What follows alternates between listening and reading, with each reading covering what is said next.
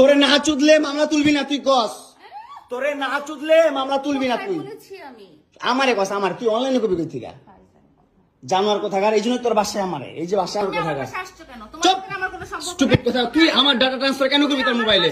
তুই আমারে অজ্ঞান করে আমার মোবাইল থেকে ডাটা ট্রান্সফার কেন করবি তুই? স্টুপিডের বাচ্চা, জানোয়ারের বাচ্চা, তোর বাসায় এনে কাজের লোক ডাকা আনিস আবার, জানোয়ারের বাচ্চা কোথাকার।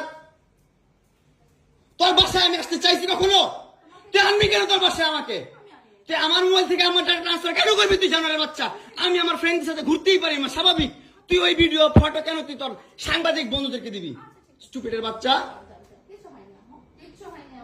আসছে মামুন এসে এখানে মারামারি করতেছে, তাড়াতাড়ি আসেন। 465-তে আসেন ভাই। একটা দুইটা মামলা না, 5টা মামলা করছে এই মহিলা আমার নামে, এই জবরজাত মহিলা আমার নামে 5টা মামলা করছে। 5টা মামলা কইরা আমার যেমনে মন চায় সেমনে নাচতেছে। বাঞ্চদের কি আসলে ঈদ আসলেই নাটক শুরু হয় নাকি বুঝি না, 2 দিন পর পর নাটক শুরু করে। এদেরকে আইনের আয়তায় নেওয়া দরকার। জাউরামো করে সোশ্যাল মিডিয়ায় এসে, জাউরামো করে শুধু বিশ্ব জাউরা কুত্তার বাচ্চারা।